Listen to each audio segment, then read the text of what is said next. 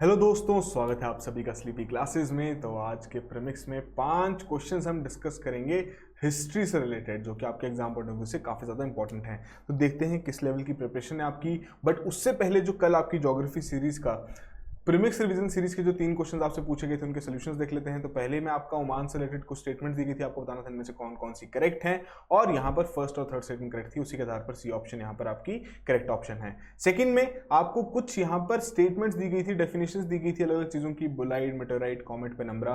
तो यहाँ पर आपकी कॉमेट और पेनम्बरा की ही स्टेटमेंट, यहाँ हम कह सकें डेफिनेशन, वो करेक्ट थी, और उसी के आधार पर आपकी डी ऑप्शन यहाँ पर करेक्ट ऑप्शन है। ठीक है जी। थर्ड में देखें, ओशन करंट से रिलेटेड आपको कुछ स्टेटमेंट्स दी गई थी, 4 स्टेटमेंट्स थी, जिसमें से पहली 3 स्टेटमेंट्स ही आपकी करेक्ट थी, और उसी के आधार पर ए ऑप्शन यहाँ पर आपकी करेक्ट ऑप्शन थी। तो यहाँ पर जो काफी लोगों ने आंसर किया है, ठीक है जी, जैसे कि सबसे पहले विश्वंत विघ्नेश, इन्होंने सबसे पहले आंसर किया था अपनी ईमेल आईडी और आंसर के साथ, बट यहाँ पर उनका आंसर गलत था। तो करेक्ट आंसर किसका था? राम सिंह, CDA, अपनी ईमेल आईडी के साथ इन्होंने आंसर पोस्ट किया था और इन्हें अमेजॉन का गिफ्ट वाउचर भेज दिया गया है उनकी ईमेल आईडी पर। काफ़ी क्रिएटिविटी दिखाई इन्होंने अपनी ईमेल आईडी में, naughty948@gmail.com। तो कॉन्ग्रेचुलेशन राम सिंह। ठीक है जी। तो आज का प्रीमिक्स शुरू करते हैं पहले क्वेश्चन के साथ, जहां पर आपको कुछ नाम दिए गए हैं, आपको बताना है क्रोनोलॉजिकल ऑर्डर में कि कब वो इंडिया आए। ठीक है जी। तो 4 नाम दिए गए हैं, Al-Biruni, Francois Bernier, Ibn Battuta and Marco Polo. अब क्रोनोलॉजिकल ऑर्डर में आपसे पूछा गया है कि सबसे पहले कौन आया और सबसे बाद में कौन आया। थोड़ा सोचिए इसके बारे में, बहुत ही सिंपल सा क्वेश्चन आपसे यहाँ पे पूछा गया है। करेक्ट ऑप्शन मार्क कीजिए, फिर डिस्कस करते हैं इसे। तो देखिए, इस तरीके के जितने भी आपके ट्रैवलर्स हैं जो कि इंडिया आए हैं, कब आए हैं, क्या क्या चीज़ें उन्होंने रिकॉर्ड की हैं, सारी ही चीज़ें इंपॉर्टेंट हैं। बट साथ के साथ जो उनकी टाइमिंग थी इंडिया आने की, वो भी उतनी ही इंपॉर्टेंट है, और उसी से रिलेटेड आपसे यहाँ पर चीज़ें पूछी गई हैं। तो यहाँ पर आपकी करेक्ट ऑप्शन क्या है? B option, 1432। सबसे पहले अल-बिरूनी आए, फिर आपके मार्को पोलो आए, फिर ठीक है जी इब्न बतूता जी आए, फिर आपके फ्रांसवा बर्नियर आए। ठीक है जी। एक्सप्लेनेशन देख लेते हैं। फैशन का क्वेश्चन है आपका, इजी मीडियम डिफिकल्टी लेवल हम कह सकते हैं। तो आपकी 10 to 12th सेंचुरीज, ठीक है जी, इस दौरान आपके मोहम्मद इब्न अहमद अबू रहन अल-बिरूनी उज़्बेकिस्तान से इंडिया आए थे। ठीक है जी। ये इनकी फोटो है, आप देख सकते हैं। कई बार पिक्टोरियल जब रिप्रेजेंटेशन रहती है तो काफ़ी इजी रह जाता है चीज़ें रिमेंबर करना। वहीं बात करें 13वीं सेंचुरी के बारे में, तो उस दौरान मार्को पोलो आए थे इटली से। फिर 14वीं सेंचुरी में आपके इब्न बतूता आए थे मोरक्को से। कंट्रीज के नाम भी आपके लिए इंपॉर्टेंट है, क्वेश्चन आपको इस तरीके से भी पूछा जा सकता है कि कौन सी कंट्री से आए थे। ठीक है जी। कैसे दिखते थे इब्न बतूता जी, आप देख सकते हैं यहाँ पर। वहीं बात करें 17वीं सेंचुरी में, तो उस दौरान आपके फ्रांसवा बर्नियर आए थे फ्रांस से, और उनकी इमेज ये रही। तो ये आपके करेक्ट ऑप्शंस हैं। और क्वेश्चन अगर आपको कंट्रीज की तरीके से पूछा जाए कि कौन कौन सी कंट्रीज से आए थे, तो वो भी आपको पता होना जरूरी है। क्वेश्चन आपको उस तरीके से भी पेयरिंग के फॉर्म में दिया जा सकता है कि सपोज यहाँ पर आपको नाम लिख दिए गए हैं उनके, और यहाँ पर कंट्रीज के नाम लिख दिए गए हैं, आपसे पूछा जाए कौन कौन से पेयर इसमें से करेक्ट हैं। तो आई होप आपने इसको करेक्टली मार्क किया हो। सिंपल सा क्वेश्चन था। अगले क्वेश्चन की ओर बढ़ते हैं, सेकंड क्वेश्चन। तो यहां पर गुप्ता पीरियड के दौरान जो लैंड क्लासिफिकेशन की जा रही थी और क्या उनके नाम थे, तो उनसे रिलेटेड कुछ पेयर्स दिए गए हैं, आपको बताना है इनमें से कौन कौन से पेयर्स आपके करेक्ट हैं। ठीक है जी। तो 4 पेयर्स दिए गए हैं, उसी के चलते आपको 4 कोड्स यहाँ पर प्रोवाइड किए गए हैं। पहले में कह रहे हैं खिला, वेस्टलैंड। सेकंड में कह रहे हैं गप्ता सराहा, हैबिटेबल लैंड। थर्ड में कह रहे हैं अपराता, या फिर जंगल, या फिर आपका जिसे वेस्टलैंड भी हम कह सकते हैं, और क्षेत्र मतलब कल्टिवेबल लैंड। तो यहाँ पर आपको 4 पेयर्स हैं। थोड़ा सोचिए इसके बारे में, गुप्ता पीरियड से रिलेटेड आपसे क्वेश्चन पूछा गया है। करेक्ट ऑप्शन मार्क कीजिए, फिर डिस्कस करते हैं इस क्वेश्चन को। तो देखिए यहाँ पर जो आपकी थर्ड ऑप्शन है अपराता, ये बिल्कुल करेक्ट है। पहली आपकी बिल्कुल करेक्ट है, खिला और अपराता ऑलमोस्ट सेम चीज होती है, और अपराता में आपके जंगल भी वो इंक्लूड करते थे। वहीं बात करें क्षेत्र के बारे में, तो आपकी कल्टिवेबल लैंड कहलाती थी। गप्ता सराहा ये आपकी हैबिटेबल लैंड नहीं थी, आपकी पेस्टोरल लैंड थी। ठीक है जी। उसी के आधार पर आपकी फर्स्ट, थर्ड और फोर्थ पेयर यहाँ पर करेक्ट है, तो बी ऑप्शन करेक्ट ऑप्शन है। ठीक है जी। तो फैक्चुअल नेचर क्वेश्चन है, डिफिकल्टी लेवल हम मीडियम हार्ड कर सकते हैं। कई बार ऐसी चीजें हम रिटेन नहीं कर पाते जो कि बहुत ही ऐसे किसी नाम के आधार पर हो, नोमेनक्लेचर जिसे दिया गया हो। ठीक है जी। तो यहाँ पर जो आपके पहाड़पुर प्लेट्स हैं, वहाँ पर जो ऑफिसर हैं जिन्हें हम उस्तपला कहते थे, तो वो इस तरीके की जितनी भी लैंड ट्रांजेक्शन रहती थी उनके रिकॉर्ड्स वहाँ पर मेंटेन करते थे। तो किस तरीके से वहाँ पर डिवाइड किया गया था, क्या लैंड क्लासिफिकेशन थी, वो आपको यहाँ पर दे दिया गया है, जो कि हम ऑलरेडी क्वेश्चन में भी डिस्कस कर चुके हैं। खिला आपका वेस्टलैंड हो गया, अपराता आपका जंगल या फिर वेस्टलैंड हो गया। वस्ती भी एक नाम दिया गया है जिसे हैबिटेबल लैंड कहा जाता है। ठीक है जी। गप्ता सराहा आपका पेस्टोरल है, और क्षेत्र आपका कल्टिवेबल लैंड है। इंपॉर्टेंट है इस तरीके के फैक्ट्स, यूपीएससी क्वेश्चन पूछता भी है और पूछ भी सकता है, तो इंपॉर्टेंट है कि आप इसे अच्छे से रिवाइज कर लीजिए। थर्ड क्वेश्चन की ओर बढ़ते हैं। तो यहां पर आपको कुछ स्टेटमेंट्स दी गई हैं, ठीक है जी। 3 स्टेटमेंट्स हैं। कहा क्या जा रहा है कि आप बताइए इनमें से कौन कौन सी करेक्ट हैं with reference to the Indian councils act of 1892। Important है, किस तरीके से इंपॉर्टेंट है डिस्कस करेंगे, और उसी से रिलेटेड आपको 4 कोड्स यहां पर प्रोवाइड किए गए हैं, ठीक है जी। अब देखते हैं पहली स्टेटमेंट। पहली स्टेटमेंट क्या कह रहे हैं कि जो आपके नंबर ऑफ एडिशनल मेंबर्स हैं of imperial as well as provincial legislature councils वो इंक्रीज कर दिए गए थे। सेकंड में कह रहे हैं जो मेंबर्स हैं वहां पर उन्हें राइट दिया गया था to discuss and vote the annual budget. Third में कह रहे हैं जो आपके मेंबर्स थे काउंसिल के उन्हें अलाउ किया था कि वो सप्लीमेंट्री क्वेश्चंस भी पूछ सकते हैं और आंसर्स भी डिस्कस वहां पर कर सकते हैं। तो 3 स्टेटमेंट्स हैं, बहुत सिंपल सा क्वेश्चन है, थोड़ा आप बेसिक या कॉमन सेंस भी लगाएं तो काफी इजीली आप इस क्वेश्चन को सॉल्व कर सकते हैं। करेक्ट ऑप्शन मार्क कीजिए, फिर डिस्कस करते हैं इस क्वेश्चन को। तो देखिए यहां पर आपकी करेक्ट ऑप्शन है फर्स्ट स्टेटमेंट ओनली, कि पहली ही स्टेटमेंट करेक्ट है और यही बेसिकली इस काउंसिल्स एक्ट की खास बात थी कि यहां पर नंबर बढ़ा दिए गए थे। क्यों? बेसिकली जो आपकी इंडियन नेशनल कांग्रेस है 1885 में इसकी स्थापना की गई थी, तो उसके बाद जो आपका ये पहला एक्ट था जो कि सरकार द्वारा निकाला गया था, भारत की सरकार द्वारा, उस दौरान की जो ब्रिटिश सरकार थी, तो उन्होंने यहाँ पर उन्हें अकोमोडेट करने के लिए या जो उनकी बढ़ती हुई डिमांड थी उन्हें सुनने के लिए बेसिकली यहाँ पर जो नंबर ऑफ एडिशनल मेंबर्स थे वो यहाँ पर इंक्रीज कर दिए गए थे। बट जो ये 2 स्टेटमेंट्स हैं ये आपकी गलत हैं, ठीक है जी। तो फैक्चुअल नेचर का क्वेश्चन है, डिफिकल्टी लेवल हम मीडियम कह सकते हैं। कई बार इस तरीके की जो काउंसिल्स एक्ट्स रहते हैं, जितने भी आपके चार्टर एक्ट्स हैं, इनमें डायरेक्टली क्वेश्चन पूछ जाता है, हम कंफ्यूज हो जाते हैं कि ये चीज़ क्या इस एक्ट में रखी भी गई थी या कि इससे अगले वाले एक्ट में बात की गई थी इसके बारे में, ठीक है जी। तो बेसिकली जैसे कि हमने बात की यहाँ पर आपके नंबर ऑफ वो तो बढ़ा दिए गए थे, बट जो क्वेश्चंस के बारे में बात की गई थी तो वहाँ पर वो क्वेश्चंस तो पूछ सकते थे, ठीक है जी, उससे रिलेटेड, जो कि बेसिकली जो इंडियन काउंसिल्स एक्ट था 1861 का, उसके चलते वहाँ पर मनाही कर दी गई थी, बट अब दोबारा से इस 1892 के चलते वहां पर अलाउ कर दिया गया था। बट वहां पर सप्लीमेंट्री क्वेश्चंस नहीं रख सकते थे, ठीक है जी, और ना ही इन्हें किसी प्रकार का वोट करने का हक दिया गया था उनके एनुअल बजट में। तो ये कुछ कुछ जो इंपॉर्टेंट पॉइंट्स हैं, ये खास बात है आपकी इंडियन काउंसिल्स एक्ट ऑफ 1892 की, जो कि आपके लिए इंपॉर्टेंट भी है, ठीक है जी। तो कहीं पे भी आप इसकी समरी पढ़ सकते हैं, और इस तरीके से जितने भी आपके ये एक्ट्स हैं हमारे इंडिपेंडेंस से पहले वाले, तो ये सारे ही आपके एग्जाम पॉइंट ऑफ व्यू से इंपॉर्टेंट है। इन्हें अच्छे से कंपाइल कीजिए और प्रीलिम से पहले तो एक बार जरूर अच्छे से पढ़िए, कहीं ना कहीं क्वेश्चन आपको जरूर मिलेगा इससे, ठीक है जी। फोर्थ क्वेश्चन की ओर बढ़ते हैं। बात हो रही है इंडियन नेशनल कांग्रेस के बारे में, जिसके बारे में हम बात कर रहे थे। यहां पर आपको 3 स्टेटमेंट्स दी गई हैं। पूछा गया है कि इनकरेक्ट बताइए भाई साहब, इनमें से कौन कौन सी इनकरेक्ट है। ध्यान रखना है हमने ऐसी टर्म्स का, करेक्ट या इनकरेक्ट, ठीक है जी। 4 कोड्स दिए गए हैं। तो बेसिकली यहां पर जो आपकी पहली स्टेटमेंट है उसमें कह रहे हैं कि इनिशियली जो प्रेसिडेंट है आपके कांग्रेस सेशन के, वहां अलाउ किया गया था कि वो आपके उस रीजन को बिलोंग करेंगे जहां पर सेशन उस दौरान कंडक्ट किया जा रहा होगा। सेकेंड में कह रहे हैं किसी प्रकार का रेजोल्यूशन आपका पास बेसिकली ऑब्जेक्ट कर दिया जाता था अगर वहाँ पर जो हिंदूज और मुस्लिम डेलीगेट्स हैं वहाँ पर वो उसे ऑब्जेक्ट कर रहे हैं, तो ऐसे प्रकार का कोई भी रेजोल्यूशन वहाँ पर पास नहीं किया जाएगा। थर्ड में कह रहे हैं कि कांग्रेस अपने इनिशियल फेज में काफी एक्टिवली इन्वॉल्व थी in the questions of social reform. तो यहाँ पर आपको 3 स्टेटमेंट दी गई हैं। आपसे पूछा गया इनमें से कौन कौन से इनकरेक्ट है, थोड़ा सोचिए इसके बारे में। करेक्ट ऑप्शन मार्क कीजिए, फिर डिस्कस करते हैं इस क्वेश्चन को। तो देखिए जो पहली स्टेटमेंट में यहाँ पर बात हो रही थी, तो ये आपका वाइस वर्सा नहीं था। बेसिकली यहाँ पर क्या है कि ये इससे उल्टा था कि जो आपके प्रेसिडेंट रहेंगे कांग्रेस सेशन के, तो वहां पर बेसिकली उस रीजन के वो नहीं रहेंगे, उससे किसी और रीजन के वहां के प्रेसिडेंट रहेंगे जहां पर वो सेशन कंडक्ट किया जा रहा होगा, ठीक है जी। वही बात करें सेकंड के बारे में, तो ये बिल्कुल करेक्टली बताया गया है कि यूनिटी बनी रहे, आपस में कोई फूट ना पड़े। तो उस दौरान ये बेसिक सी बात रखी गई थी कि जो हमारी मेजॉरिटी ऑफ हिंदू और मुस्लिम डेलीगेट्स हैं, अगर उन्हें लगता है कि कोई रेजोल्यूशन पास नहीं किया जाना चाहिए तो वो उस दौरान नहीं पास किया जाता था, ठीक है जी। अगर उन्हें ऑब्जेक्शन है तो वहां पर रोक दिया जाता था। बट जो थर्ड स्टेटमेंट है जिसमें कह रहे हैं कांग्रेस अपने इनिशियल फेज में एक्टिवली इन्वॉल्व थी क्वेश्चन ऑफ सोशल रिफॉर्म में, तो ये स्टेटमेंट गलत है। क्यों गलत है अभी हम डिस्कस करेंगे। तो यहां पर पहले करेक्ट आंसर मार्क कर लेते हैं। इनकरेक्ट स्टेटमेंट आपसे पूछी थी, पहली और तीसरी आपकी इनकरेक्ट है, उसी के आधार पर सी ऑप्शन करेक्ट ऑप्शन है, ठीक है जी।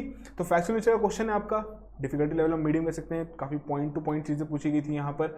तो पहली बात जो आपके पहला पॉइंट था, जो पहली स्टेटमेंट थी जिसमें कहा गया था कि जो आपके प्रेसिडेंट रहेंगे उस सेशन के, तो यहाँ पर एक एफर्ट रखा गया था कांग्रेस का कि सभी रीजन तक पहुंचाया जा सके कांग्रेस को। तो उसी लिए वहां पर एक कहा गया था कि जो प्रेसिडेंट रहेंगे वो पर्टिकुलरली उस रीजन के नहीं रहेंगे बल्कि किसी और रीजन के रहेंगे, ठीक है जी।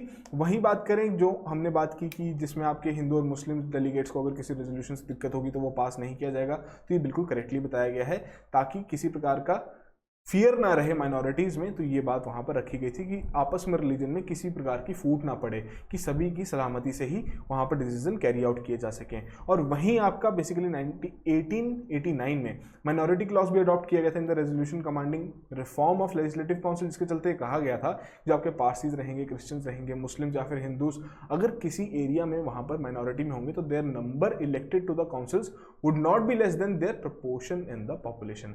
ठीक है जी, तो ये काफ़ी यहाँ पर मेजर्स इंश्योर किए थे कांग्रेस ने उस दौरान कि सभी को प्रोपोर्शनेट रिप्रेजेंटेशन वहाँ पर एटलीस्ट मिले। इक्वल मिलना तो बहुत मुश्किल था, ठीक है जी, कि वहाँ पर जितनी जनता है पॉपुलेशन में उतनी ही उनकी प्रेजेंटेशन रहे काउंसिल्स में भी। और वही बात करें लास्ट स्टेटमेंट के बारे में कि क्यों किसी तरीके के सोशल रिफॉर्म्स पर उन्होंने क्वेश्चन आस्क नहीं किया या उससे रिलेटेड कुछ काम नहीं किया, तो जो आपका ये सेकंड सेशन हुआ था जिसमें दादा भाई नौरोजी बेसिकली उस दौरान प्रेसिडेंट थे कांग्रेस के, तो उन्होंने एक चीज़ रखी थी कि जो हमारी नेशनल कांग्रेस है तो उसके जो क्वेश्चंस हैं उन्हें अपने तक रखने हैं जो कि एंटायर नेशन से रिलेटेड रहेंगे। ठीक है जी, मतलब किसी तरीके का किसी एक पर्टिकुलर सोशल ग्रुप से रिलेटेड नहीं रहेगा। हम यहाँ पर सामूहिक इंडिया के बारे में बात करेंगे, इंक्लूजन की वाली बात की गई थी यहाँ पर, जिसके चलते ये कहा गया था कि बेसिकली उस दौरान आपका ये हम कह सकते हैं कि डिसीजन नहीं है या सही टाइम नहीं है कि हम सोशल रिफॉर्म्स को डिस्कस करें। ठीक है जी, तो इनिशियल फेज में आपके सोशल रिफॉर्म्स डिस्कस नहीं किए गए थे। तो ये थे आपकी 3 स्टेटमेंट्स और उनसे रिलेटेड एक्सप्लेनेशंस। आई होप आपने इसको करेक्टली मार्क किया हो। अगले क्वेश्चन की ओर बढ़ते हैं, 5th क्वेश्चन। अब यहाँ पर आपको कुछ स्टेटमेंट्स दी गई हैं, आपको बताना है इन स्टेटमेंट्स के आधार पर कि कौन सी शख्सियत के बारे में यहाँ पर बात की जा रही है। पहले में कह रहे हैं आपके एडिटर थे हिंदी मैगजीन हिंदुस्तान के, सेकंड में कह रहे हैं he was against the INC's participation in Khilafat movement, और थर्ड में कह रहे हैं he was also social reformer who opposed untouchability. तो बिल्कुल ही कुछ फैक्ट्स भी दे दिए गए हैं यहाँ पर, कुछ उनके जो उन्होंने कार्य किए थे उनके बारे में भी बता दिया गया है। तो देखिए अब ये जो 4 ऑप्शंस हैं, मदन मोहन मालवीय जी, बाल गंगाधर तिलक जी, लाला लाजपत राय जी, सुभाष चंद्र बोस जी, किसके बारे में यहाँ पर बात हो रही है? थोड़ा सोचिए, करेक्ट ऑप्शन मार्क कीजिए, फिर डिस्कस करते हैं इस क्वेश्चन को। तो देखिए इस तरीके के क्वेश्चन यूपीएससी पूछता भी है, कई बार स्ट्रेट फॉरवर्ड तरीके से भी पूछ लेता है कि कोई मैगजीन का नाम दे दिया गया हो कि ये मैगजीन है, बताइए कौन थे इसके एडिटर, किसने इस पर काम किया था। तो यहाँ पर आपकी करेक्ट ऑप्शन है मदन मोहन मालवीय जी। ठीक है जी, तो काफ़ी इंपॉर्टेंट रहते हैं इस तरीके के हमारे जो फ्रीडम फाइटर्स हैं उनसे रिलेटेड जो इन्फॉर्मेशन रहती है। तो यहाँ पर आपको ज़रूरत क्या है कि जितने भी इस तरीके के इंपॉर्टेंट फ्रीडम फाइटर हैं, प्रीलिम से पहले एक बार ज़रूर उनके बारे में अच्छे से पढ़ लीजिए, ताकि अगर आपको क्वेश्चन किसी भी तरीके से वहाँ पूछा जाए तो आप इजीली वहाँ आंसर कर सकें। तो ये हमारे फ्रीडम फाइटर भी थे और सोशल रिफॉर्मर भी थे। इमेज के लिए आपको आइडिया लग जाएगा, आपको ध्यान रहेगा कि हमने इनके बारे में पढ़ा था कभी। ठीक है जी, अब कुछ बातें कर लेते हैं इनके बारे में। पहली बात, इन्होंने सर्व किया था president of the INC on 4 occasions. अब कमेंट बॉक्स में आपको क्या बताना है कि कौन से वो 4 ओकेजन्स थे जिन पर ये प्रेसिडेंट रहे हैं। ठीक है जी, अब इन्हें भारत रत्न भी दे दिया गया था 2014 में। फिर जो हिंदी मैगजीन के बारे में बात की हिंदुस्तान, उसके ये एडिटर थे। फिर एडिटर बने आपके इंडियन ओपिनियन के। फिर इन्होंने स्टार्ट की हिंदी वीकली अभ्युदय, एक इंग्लिश डेली भी शुरू किया इन्होंने लीडर, एक हिंदी न्यूज़पेपर मर्यादा। ठीक है जी, ये इंपॉर्टेंट पॉइंट्स है, क्वेश्चन आपको किसी भी तरीके से पूछा जाए तो आप वहाँ पर इजीली बता सकते हैं। साथ के साथ जो हमारे पंडित मालवीय जी थे, काफ़ी इंस्ट्रूमेंटल रोल प्ले किया था in the founding of Banaras Hindu University in 1916, और ये इसके वाइस चांसलर भी थे टिल 1939। ठीक है जी, तो और क्या बातें कर सकते हैं हम इनके बारे में कि इन्होंने अपोज की थी सेपरेट इलेक्टोरेट्स जो आपके मुस्लिम्स के लिए रखे जा रहे थे, और जो लखनऊ पैक्ट भी साइन किया गया था। साथ के साथ जो आईएनसी की पार्टिसिपेशन थी खिलाफत मूवमेंट में, उसके भी अगेंस्ट थे। ये पार्टिसिपेंट थे in the second round table conference in 1931। तो ये सारे ही पॉइंट्स आपके लिए इंपॉर्टेंट हैं, और क्वेश्चन किसी भी तरीके से पूछा जाए, अगर आपने रिविजन अच्छे से किया हो तो आप अच्छे से वहाँ पर ऐसे क्वेश्चन को अटेम्प्ट दे सकते हैं। ठीक है जी, तो ये थे आज के हमारे 5 क्वेश्चन। आई होप आप में से सभी ने ही 5 आउट ऑफ 5 यहाँ पर स्कोर किया हो, बट स्टिल जो भी आपका स्कोर रहा है कमेंट बॉक्स में जरूर मेंशन कीजिए, और इसी तरीके से रेगुलरली इस इनिशिएटिव को फॉलो करते रहिए, ताकि जो आपकी प्रीलिम्स बेस्ड प्रिपरेशन है वो और ज़्यादा यहाँ पर बेहतर हो सके। ठीक है जी, अब इसी प्रिपरेशन को और बेहतर करने के लिए हमने शुरू क्या किया है आपका प्रीमिक्स रिवीजन सीरीज, जिसमें क्या करते हैं हम पिछले पुराने प्रीमिक्स से 3 क्वेश्चन आपसे यहाँ पर पूछे जाते हैं। अब किस तरीके से पूछे जाते हैं कि आपको सिलेबस एक दिन पहले दे दिया जाता है कि आपको हमारे प्लेटफॉर्म पे जाना है, वहाँ पर ये 3 क्वेश्चंस का जो सिलेबस है जो आपको एक दिन पहले दे दिया जा रहा है वो जाके देखना है। ठीक है जी, अराउंड आपके 8 से 9 प्रीमिक्स रहते हैं जो कि आपको डेली बेसिस पे देखने होते हैं। आपका रिवीजन भी हो जाएगा, प्रैक्टिस भी हो जाएगी दोबारा क्वेश्चंस की, और फिर उनसे रिलेटेड आपसे 3 क्वेश्चन यहाँ पूछे जाते हैं। तो जो भी इन 3 क्वेश्चन को करेक्टली आंसर करता है उन्हें मिलता है Amazon gift card worth 500 rupees.